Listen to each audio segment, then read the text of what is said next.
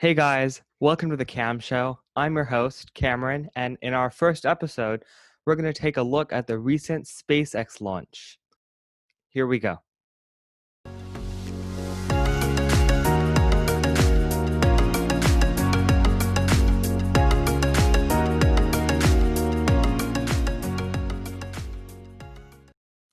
This week, my guest is going to be Dhruv. Hey Dhruv, Hi. how are you? Pretty good. What did you think of the launch? It was really exciting. Yeah, really impressive. Honestly, like after the explosion yesterday, wasn't feeling so good, but everything worked out. Yeah, so for those of you who don't know, yesterday SpaceX's Starship SN4 prototype that exploded after their fifth static fire. Thankfully, no one is injured, no one is on there, but that was some really sad news. It's going to set them back a couple of months. Yeah, and this launch comes after getting delayed. It was supposed to launch on Wednesday, but because of the weather, they just Yeah, weren't able to get it done. yes. So the original launch was scheduled for May 27th at 1:33 p.m. Pacific daytime, but then um, it was moved to Saturday, May 30th for 12:33 p.m. Pacific daytime. And originally, the first launch was scrubbed due to weather concerns. There was too much electricity in the atmosphere, and that was a huge liability. So they postponed it to today, which is when we're recording this. And man, I can't tell you, that was an amazing sight. Yeah, it really was. Okay, so uh, what precautions were they taking because of the whole coronavirus situation? A lot of people are involved in getting a rocket off the ground. Yeah. So, what were they doing to make sure everybody stayed safe? So as you know, their mission control is in Hawthorne, California for SpaceX. So not only did we have people in Florida, but we also have people in Hawthorne, California. So if you can think of this as like a fully nationwide event, and some precautions, the number one precaution they took is they discouraged people to come. They were asking people to stay safe, stay home. It's going to be the same. There's going to be more launches. There might even be bigger launches in the future. So they were just asking people to stay home. You don't need to risk your life just to. Yeah, and on the stream, you were seeing everybody in mission control. Everybody was social distancing and wearing masks. Mhm. Yeah, All and right, then so sorry. One more thing I wanted to add was astronauts and ground staff were quarantined prior to the launch for a couple of weeks. Of course, that is standard procedure, but their quarantine was probably enhanced because of the whole global pandemic. And NASA also invited select press members, so that was a limited amount of people on the ground.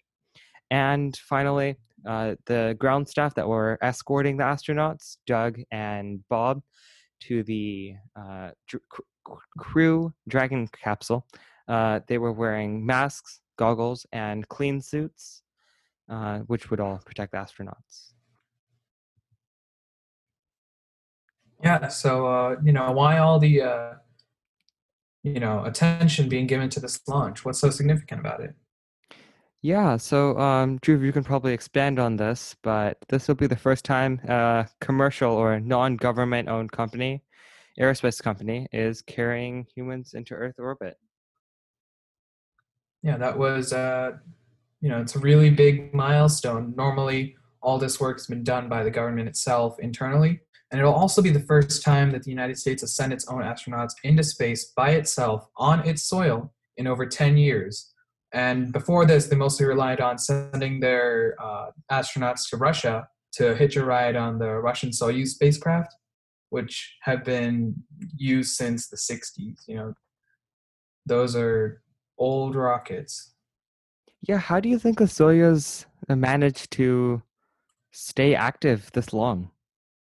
Well, I mean, it's a really reliable, rocket. I'm pretty sure it's been considered the safest rocket or the most reliable. Like it's had the most successful launches. Really? Yeah. That's really interesting. I would have expected the Soyuz. I mean, usually the Russian, let's just say the early Russian um, spacecraft were pretty much death traps for the cosmonauts. So, I mean, come on. Imagine being strapped onto a literal bomb, a controlled bomb, and then being flown out of Earth. It's kind of nerve-wracking for the cosmonauts, but hey, they were the first people in space, and here we are. Okay, that analogy is made so much better by the knowledge that the early Russian spacecraft were literally ballistic missiles, just modified. Right. Like, that's crazy. They just were literally sending their people into space on the back of a missile. Yeah, and so another significant aspect of this launch is that NASA is actually the customer in this launch, and SpaceX is actually running the launch on their own. So that's a pretty big thing. I think that'll lower a lot of the costs for NASA. So that'll allow NASA to divert more of their current funding into developing technology and leave the actual space flight to the commercial companies. Yeah, and SpaceX has been doing a really good job of, breathing new life into the, modern space programs by, one of those things being the suits, right? And I think you know a lot about the suits. What about them is different from what astronauts are normally wearing? All right. So yeah, definitely the first thing is the suits they look amazing. Like, come on. They look so cool. Okay, those people aboard the ISS, they'll be the cool kids of the ISS. Definitely. Yeah. Like they got onto the ISS looking like Daft Punk. I don't know if you know Daft Punk, but there's a member that has a helmet exactly like it. Oh, wow. Yeah. So, besides flexibility and range of movement, Drew, do you want to tell us what's in the umbilicals? Yeah, they also have umbilicals that provide cooling and electronic input, as well as comms and pressure for the astronauts. Yeah, so that's extremely important because the early flight suits, they were very low tech. They were only meant to hold a little bit of pressure for as long as possible, and they didn't really have much electronics. These new spacesuits, not only are they better, just like pressure wise, but they have all sorts of new tech. They have electronic inputs for the comms, they have data, they have life support monitoring, all that stuff. So, Drew, I noticed they did little bit of pressure on the ground. Yeah, the ground pressure was 4 psi, all the way up to 14 psi. Oh, wow, that's pretty low. I would expect so I think in the case of a cabin depressurization, they could pump the suits up to 14 psi. That's pretty good. So Drew, do you want to tell us about the specialized Model X that they drove in?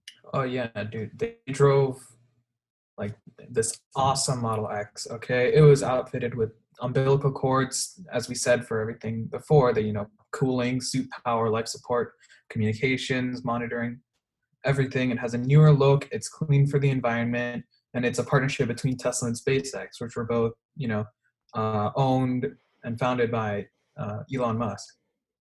Yeah, and I think the core of that partnership is just these companies, yeah, they have the same founder, but their partnership is key to developing the technologies. So I would say the newer look would definitely be like that futuristic look of the Model X. What did you think of that NASA logo, the worm on the back? Okay, it's great that the worm is back. Everybody loves the worm, but yeah, Yes. I gotta say they made it too big on the Model X. It was just put on the back. Like, why did you need to do that? It was too Yeah. big. Yeah, it looks like this, those like little kid cars, those little models. That's what it looked like. Yeah. Just like it's cheap, let's just slap that on there. It's visible, it's probably not going to get worn. That was disappointing. I mean, if they made it just a little bit smaller, that would have been amazing. I gotta say, personally, I would have been hoping if it was like a bumper sticker, just on the back, just a little NASA. Yeah. I like the meatballs on the slide. For those of you who aren't, for those of you who don't know, the worm is that red NASA logo with only the text, and the meatball is the blue circle with the orbit and red NASA text. I Um, don't know, man. A blue meatball? I don't know about a blue meatball. yeah. Hey, you Okay, never know. so That blue meatball is yeah, the only thing with life. that's true. Yeah. So moving on. Um, let's talk about the Falcon 9, that amazing rocket that we saw put the Dragon capsule in orbit today. So first let's compare it to the Soyuz. It was a two-stage rocket in comparison to Soyuz's three stages. And the first stage is reusable. As we all know, that's SpaceX's mark is um, reusable rockets. Yeah, and the Falcon 9 was the first orbital class reusable rocket, which is capable of lifting up to 50,300 pounds. And it's also capable of lifting the Dragon capsule as it did today. And, it was first launched in June 2010. It's a pretty old rocket, actually, but I mean, not nearly as old as the Soyuz, but it's Hmm. it's pretty old. It's got some age, and it was first reused on December 2015, which was amazing to see. We've come a long way. Yeah. So the Falcon 9 it's a truly amazing rocket. It uses liquid oxygen as an oxidizer and kerosene as fuel. The same fuels used in the Soyuz.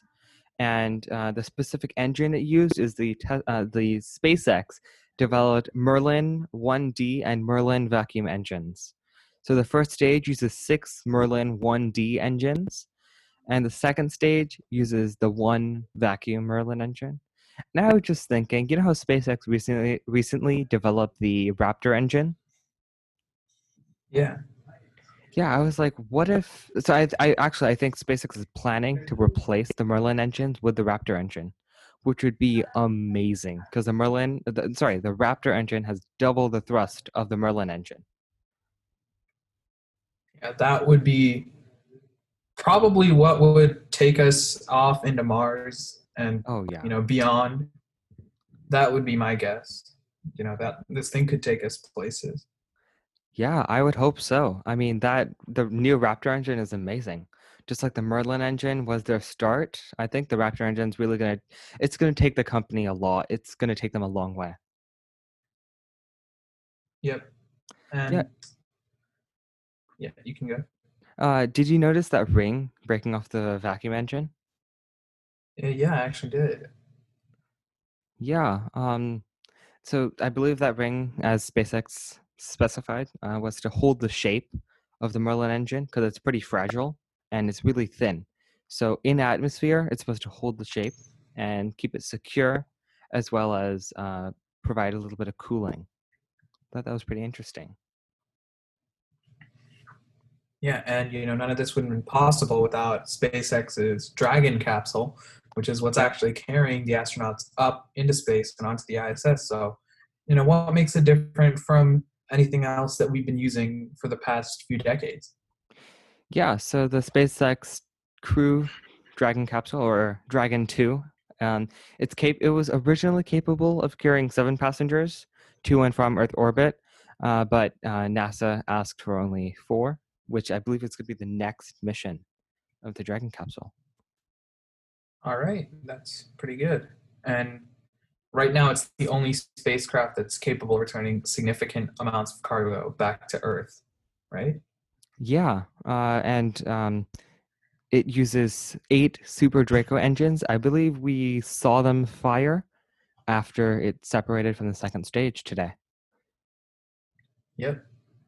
Yeah, and so And it's it's go ahead. liquid fueled using the hydrogen and nitrogen tetroxide. Hmm.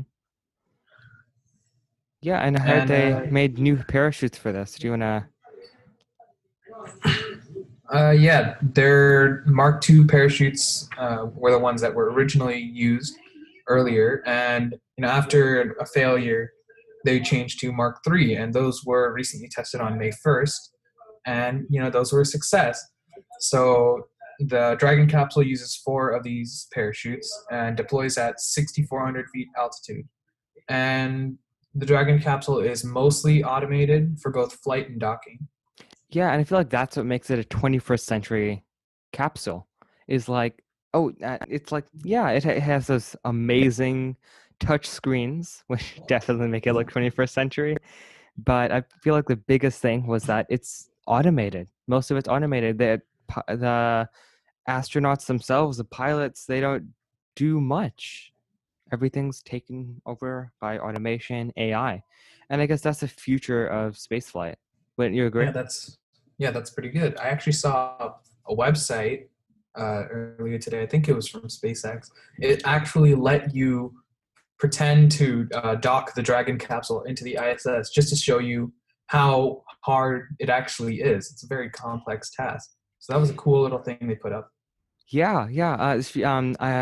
The link is ISS dash spaceflight, something like that. SpaceX.com. I'm sure if you search up ISS simulator, you'll find it. But yeah, I love how they had all the physics were pretty accurate and all of that. And yeah, it shows how hard it is to do this.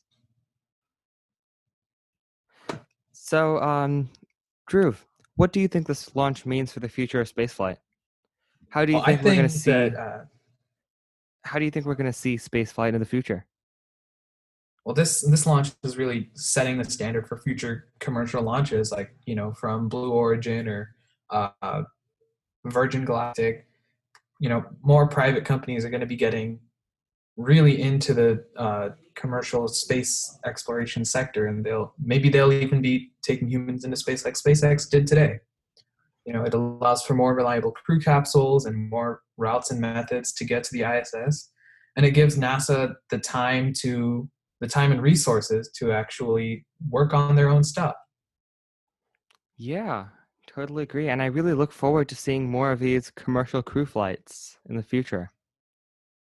Yeah, I think hopefully, if you have not just NASA working on it, but multiple companies working on it, we might see them more often as well.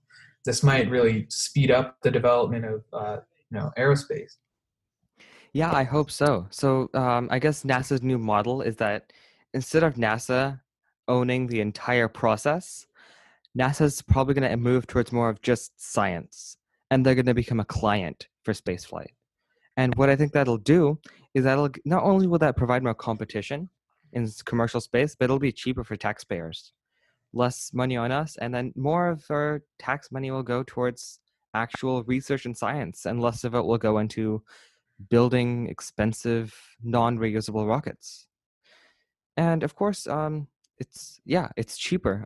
The Falcon 9 launch today was $62 million, and the Falcon Heavy is $90 million.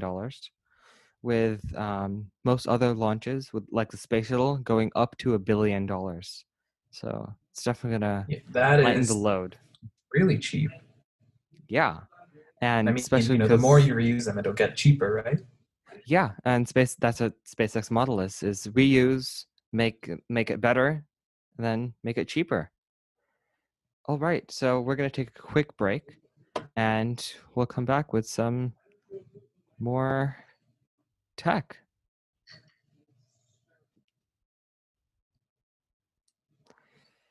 Hey guys, we're back. We just took a quick break, and yeah. So, Drew, what technologies do you think will define the next generation of the Falcon 9 and Dragon capsule, or just the next generation of SpaceX? Yeah, I think SpaceX has got a lot of promising stuff that they're working on. One of these things being the Raptor engines, which, as you said before, they're twice as powerful as the current Merlin engines that SpaceX use. And these things use cleaner fuel. They have more thrust and better engine cooling. So these things could really be the future. The Raptor is definitely what we're going to be using for things that need more thrust, like getting further out into space, or just maybe when conditions are unfavorable for a regular engine to use, the Raptor might be able to pull through. Yeah, I really look forward to seeing that Raptor engine, mainly because the Raptor engine uses a methalox and hydrazine based fuel instead of kerosene. So it'll not only will it be more powerful, but it'll also be better for the environment. That's great. You know, Elon loves the environment. You know, he's got electric cars, Yeah, I can't wait to solar see. city. The first launch I want to see with Starship. So we're going a little bit off track, but the first launch I want to see with Starship is maybe we can launch like all of the Tesla models, like the entire sexy lineup, and just That would like be cool. have it look like a showroom in space because the Starship should have the capability of that. Yeah, just what he did with the Falcon Heavy, just launching the Roadster. Instead, launch all the cars. That would be That awesome. That would would be be like the amazing. ultimate Tesla and SpaceX collaboration. Definitely. So what else? What other technologies do you think will define the next generation? Well, things like stainless steel for the cleaner and faster production that it, gives, and improved reusability as well. Definitely something that's going to be making next generation space exploration cheaper, more accessible, and probably more often because now governments, it doesn't cost as much to governments, so they'll be more willing to just do it and get things done. Send something out into space. Yeah, and I really look forward to seeing what NASA does because I understand most of NASA's budget right now, or was with the space shuttle, when they used to launch rockets, was how do we. Most of their budget was spending money on making rockets, and I look forward to seeing. I look forward to seeing what they're going to do with that extra money that they have now. They now the most of their money's going to be spent on paying the commercial partners.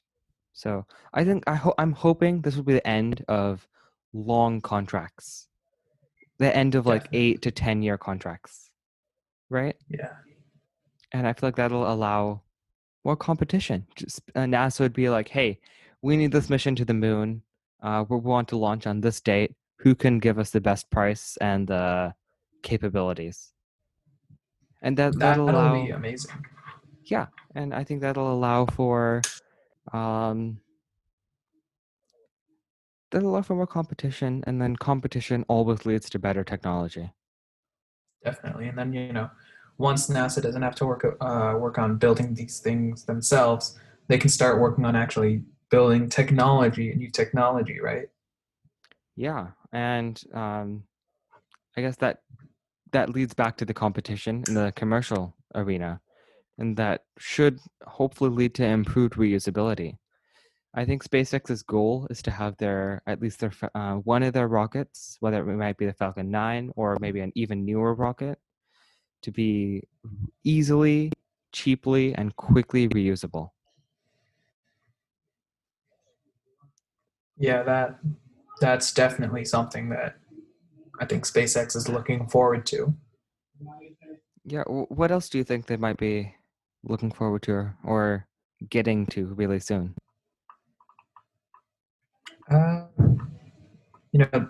their Starship was something that we were talking about, and the Falcon 9, they could probably work a lot more with it, try and improve more parts of the reusability to allow more parts to be reused for cheaper as well, getting cheaper or more durable materials so that they don't have to build, you know maybe at some point we won't even have to build like stage two. Stage two could come back as well and just give the Dragon capsule. I don't know, I'm just shooting things out there just to get the cost even lower than it is now. Yeah, I would really look forward to seeing how they would recover a stage two. Because like we in the 1980s, NASA started development on a single stage to orbit system, and their conclusions were pretty much it sucked because you can't cool it.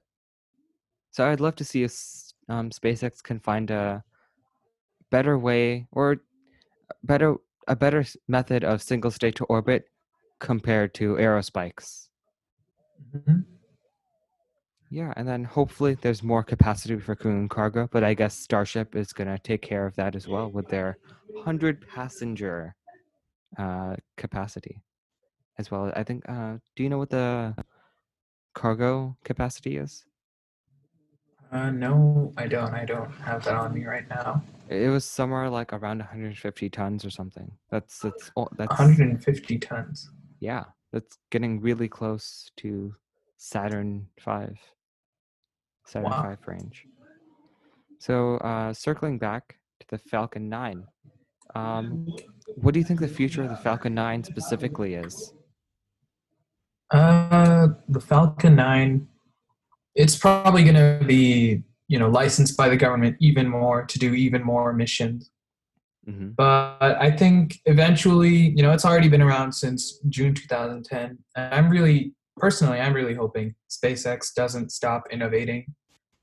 I know I'm being a bit too optimistic about this, but I'm looking forward to, the Falcon 10 or, whatever's next generation for rockets that they're coming up with. Because I know for sure it's going to be something big. Yeah, definitely. And I really look forward to seeing a Raptor engines on the Falcon 9 because I think that'll be a really big deal. That'll make the cost of launching probably even cheaper. Wouldn't you agree? Definitely. Yeah. Yeah, the methane, the methalox, and um, liquid oxygen are much cheaper than kerosene. So And cleaner too. yeah, I think that's a really big thing about SpaceX, environmental impact, right? Yep. Yeah, and so going to the Dragon capsule once again, I really look forward to seeing Dragon capsule go even further. Like maybe having the Dragon capsule do entire missions without the ISS. Do you think that's going to be a possibility? For sure. For sure. Yeah. I think, if Dragon Capsule can go to the ISS and do, dock there and have its passengers get on the ISS, do whatever they need to do. I don't see a reason why they couldn't do their own thing as well. And how do you think the coming mission's going to look like with the first official Dragon mission? I believe that's going to have 4 astronauts on it. So, what do you think that's going to look like? Well, I think it's going to be an even bigger deal than this one now. You have double the astronauts, and they'll be doing their own mission as well. I'm definitely looking forward to seeing that. Yeah, and that's really exciting, right? Hmm. Yeah, and so where do you think this Dragon capsule, Dragon 2, where do you think this is gonna lead to in the future? Like besides reusability, what do you think? I have to say, commercial space flight. Yeah. Like, you'll be able to go into space on a Dragon capsule. And, maybe not into space as well. You can just go to the edge of space. You don't have to go out into orbit or whatever. But you can go far enough that you can see space.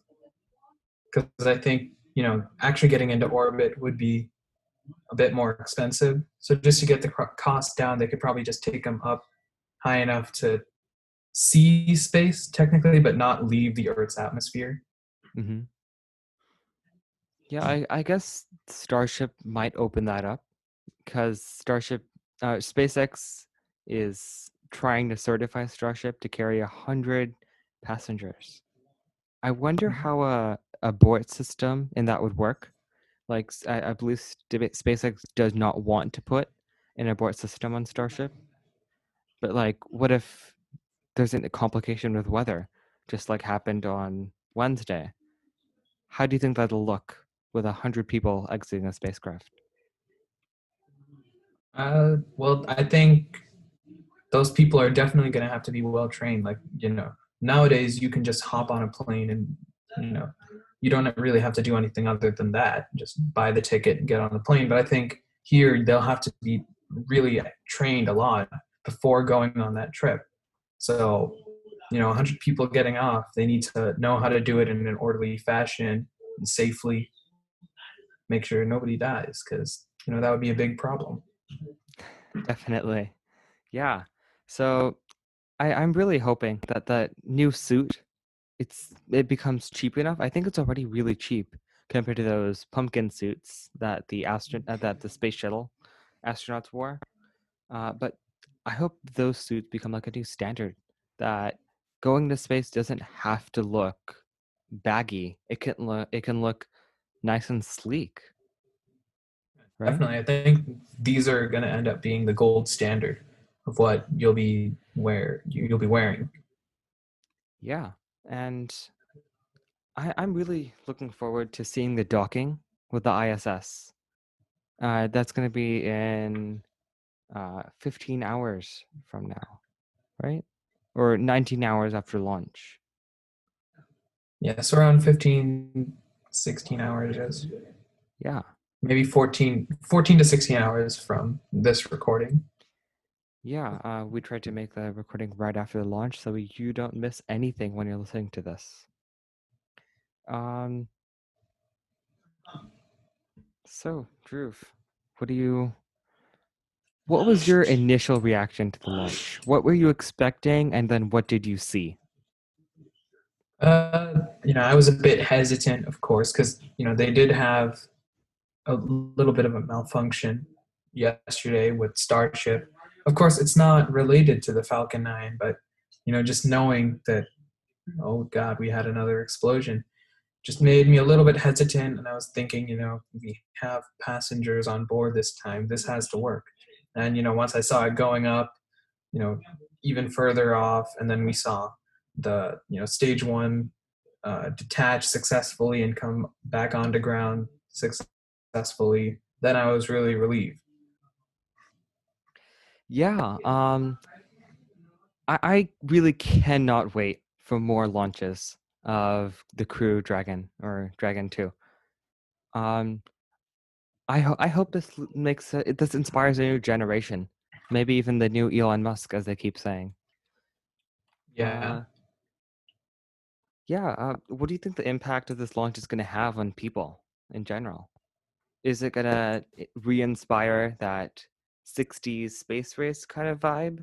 Or is it going to be like, oh, that's cool, and we just move on with our lives being the same? I definitely think, now that we're getting into commercially available space flight, this is definitely igniting a new interest among children. We saw a lot of hype around this launch as well, more so than on other SpaceX launches. And I really think that, yeah, it captured the interest of a lot of young people. Hmm. Yeah, and I really hope that those young people go on to make even better technologies.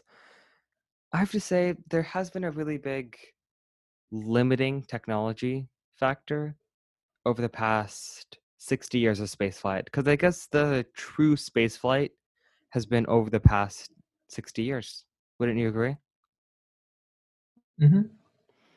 Yeah, so that technology, I feel like the space shuttle was the biggest breakthrough, but it didn't turn out as well or as much of a dream ship as we expected.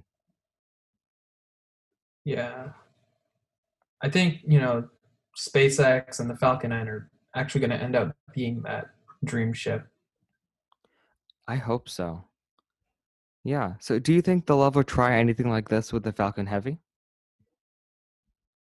Uh, I don't know.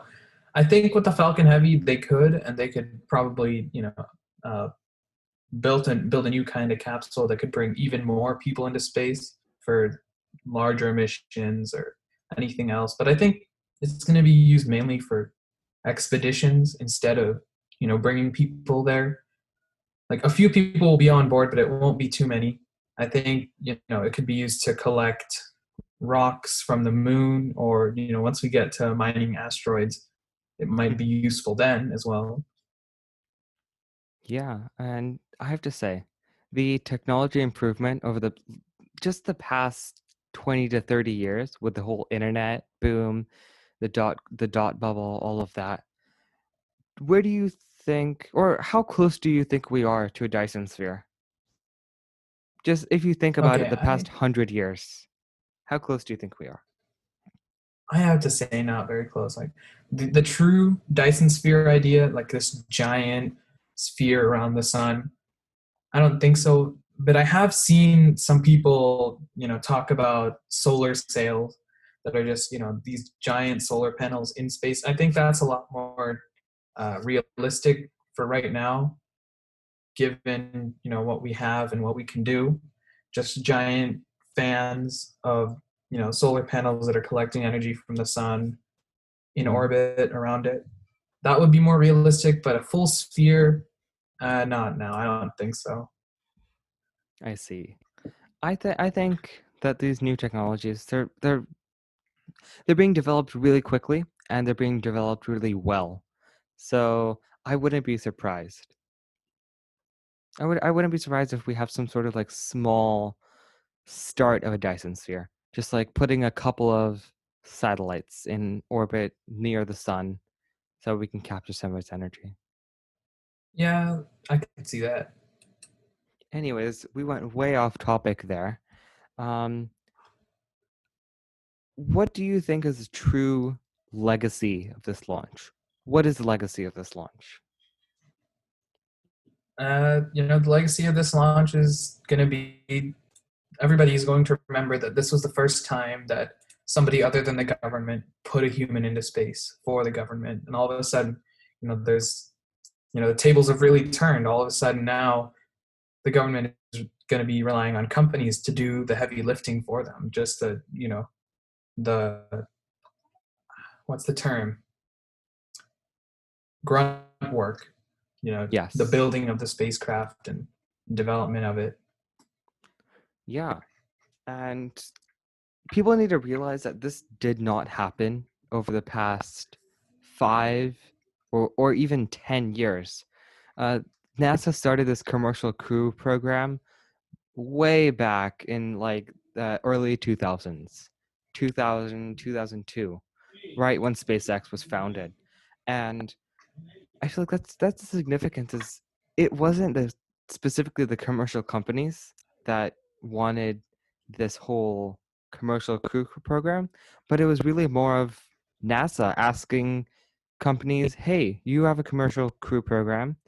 Sorry, we have a commercial crew program, and how can you make it better? How can you make spaceflight more reliable and cheaper?" Mhm. Yeah, Also, I just love that the landing pad that the Falcon 9 landed on today is called, of course, I Still Love You. I yeah. think that's amazing. That's beautiful. That was, yeah, did that little touch of pop culture.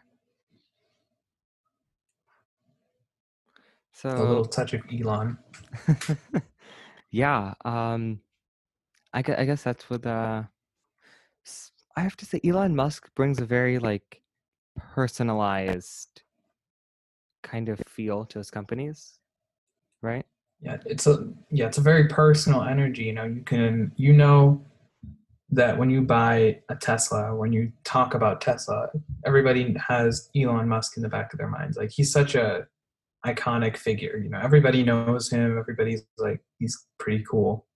Recently, he said some stuff and done some stuff that has been a little bit controversial. Opening up the Tesla factories Hmm. here in California. Yeah, I have to say a lot of people don't really understand why Tesla and SpaceX work together, besides the fact that oh, Elon Musk is just trying to make more money. But that's not true, right, Drew? Tesla supplies a lot of their electronics. Yeah, that's true. And I think, it really fits into this bigger vision that Elon Musk has of, bringing the world into a more futuristic state. Think of all the stuff that they've done, right? They've really been accelerating technological development recently. They brought reusable rockets and electric cars that actually work really well. Yeah, And I think this vision is just going to keep giving. yeah. So going back to the SpaceX launch one last time. So I'm not exactly sure what NASA said, but they were saying somewhere, they were saying that the Dragon capsule is going to remain at the ISS for somewhere between a couple hours to maybe even 114 days, depending on how well the launch went. Based on what you saw today, where do you think we are? I definitely think the launch went pretty well. So I'm going to be hoping for the former, a couple hours. I have to say I really want them to stay there for a while because if they do stay there for that 114 days, it'll allow them to test a lot of the technologies in the Dragon capsule. Wait, are we talking about the Dragon capsule or The the, Dragon the capsule. crew? Uh, Okay. the the crew Dragon capsule. Yeah, Okay. because the whole purpose of this launch, the reason they didn't just do a normal astronaut exchange at the ISS, is because this launch is supposed to test all the functionality of the Dragon, of the Crew Dragon, before they actually launch a full mission on it. All right. Yeah. Okay. I'm going to go Yeah. back into character now.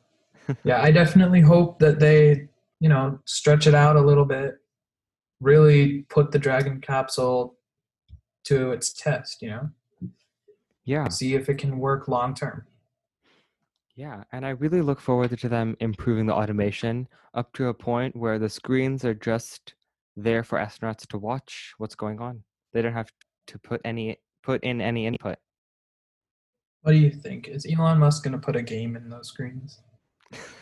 He did it with the Tesla. He did He it with. did. He's going to do it with this. I think that if it becomes commercialized, then there's definitely going to be games on those screens. I can't wait until SpaceX starts launching humans that aren't astronauts. Starts like having, I don't know, some like that one billionaire, that Japanese billionaire who bought a ticket for Starship. Something like that. So just to inspire people and say, this is the new era of spaceflight and anyone can go into space. You don't have to be an astronaut now. Well, I mean, not necessarily anyone, as he said, he's a billionaire. Okay, But I yeah. mean, in the future, we're Yes. definitely going to get it so that you can go on a family vacation to space. The near future. I mean, near on a cosmic scale, I'd say. Okay, yeah. It might be, in my opinion, it might be a while. Hmm. So, um, so as far as we know, or sorry, as far as is confirmed, SpaceX developed new parachutes. Uh, they did a really recent test of them on May 1st, so only 30 days before the launch, and they are the safest parachutes or landing system ever made. And still, SpaceX was originally planning to land the Dragon capsule the same way as they land their Falcon booster. What do you think of that? That's pretty good. If they plan to land it that way, I'm not gonna. I think they were discouraged because of the amount of certification that would have to go into that. But I think that's the next step in reusability is ditching the water landing, ditching the parachutes, just having a full engine powered landing, right? Yeah, I don't know how it might go this time, but definitely if they can reuse the capsule.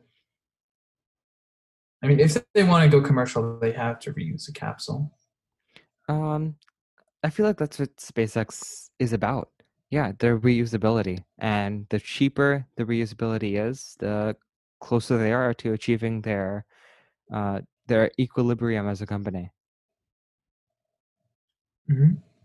So, moving on, S- NASA recently, a couple months ago, I believe, or maybe weeks, I don't know.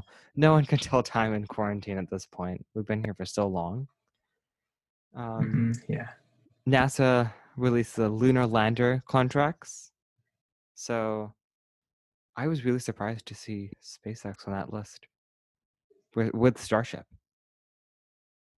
I think, SpaceX was like the only choice that they could have gone with. That's like you have to put that on there. Really? And yeah, you have to put SpaceX. They're the biggest name in the commercial space game. I mean, you have Blue Origin on there as well. And I think, Blue Origin can get some stuff done. They're a pretty good company. Of course, I was also expecting SpaceX, but I wasn't expecting them to say Starship. Yeah, Starship, you know, S- we haven't gotten, we haven't gotten some very good news about Starship. Yeah, their recent SN4 test uh test ship, I guess you can call it. It was really a test tube. That blew up uh on Friday, which is really sad because it was actually scheduled to do a 150-meter hop really soon. Yeah, that sucks. Yeah. Um, well, I really just was not expecting Starship to be chosen by NASA because NASA is very cautious. They don't want to throw Hmm. money at something that they're not expecting to get a return on. I mean, yeah, SpaceX is they're pretty good, but I don't think they're going to be able to pull it off by 2024. No, at least not with the certification. Maybe. Yeah, and then did you hear about the NASA's plan to launch all of Gateway in one rocket instead of assembling it in space? It's just a ground assembly and then one launch. Wow. Yeah, do you think they'll be able to pull it off? Uh, I think so. Yeah. They've done it before, but not with something as I'm hoping Gateway is big, but I'm feeling it's not going to be big. It's just going to be another what was the American space station? Skylab. Yes, Skylab. So Skylab was launched in one launch with the using uh the um the Saturn V. So the Skylab was launched one time, all of it, with almost no assembly in the uh in the Saturn V. So they pulled it off before, maybe even Starship if it's ready by the time. I I just want to understand. say, like, Mhm. I think that, them using Starship, even though, it hasn't really been put through its hoops yet, it hasn't been put to the test and shown that it works. I think it shows that they're being a lot more open about what options they're willing to consider to get, to get what they need to get done. Yeah, and I guess that was the biggest flaw of NASA and why NASA's now forced to rely on commercial partners is because NASA's a government agency and they need to get everything perfect or they lose their funding, right? Yeah, that's true.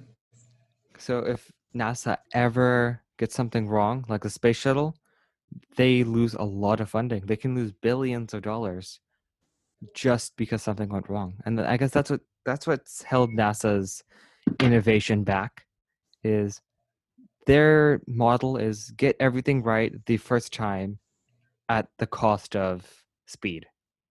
And I guess SpaceX is just, hey, new technology, make a rough draft of it, send it up into orbit, it blows up, find out what went wrong, and do it again. And I guess that's what's gotten SpaceX so far. Yeah, I think, yeah, definitely SpaceX is a lot more just do it. You know, don't worry about funding because they're well funded. They have Elon Musk isn't going to defund them because they messed up. While NASA, it's a lot more high risk. Right. So I guess this launch is done. We're definitely going to see more of Dragon in the future, and I have very high hopes that it will survive the re-entry. I mean, it's SpaceX, and they're partnered with NASA. I doubt much is going to go wrong. So, how do you think Blue Origin and the Boeing Starliner are going to look like? Because I hear they're going to launch really soon as well. So, yeah, what do you think of the Boeing Starliner? I mean, it's it takes that Apollo kind of look. For sure. Yeah, I don't know. I'm And really I disappointed. think yeah, and then Blue Origin is also working for the Artemis project. So I Yeah, think Blue Origin with Boeing and SpaceX and NASA, they've all formed this strong team, and everybody there looks really promising. So I yeah. think these Well, are definitely going to get us to the moon. I look forward to seeing that. But one thing I want to say is Boeing and SpaceX are competitors uh, um, as well as Blue Origin and SpaceX. They're all competitors. So the real connection or the actual collaboration slash partners in the airline industry, or not airline, the spaceflight industry, is going to be everyone partnered with NASA. They have to work together with NASA because NASA, they have the knowledge of how things will work, right? Yeah, NASA is, they've been doing this for a long time. They know how this process goes. Yeah. All right, Drew. It's a lot of fun talking with you about all this stuff. It's Yeah, really thank you for having interesting. me. Yes. Awesome. All right. If you enjoyed that episode, feel free to leave a review. And if you have any questions or comments, feel free to send us an email. The intro and outro music is Dream by Benson. You can find them at www.bensound.com. And, of course, Ad Astra.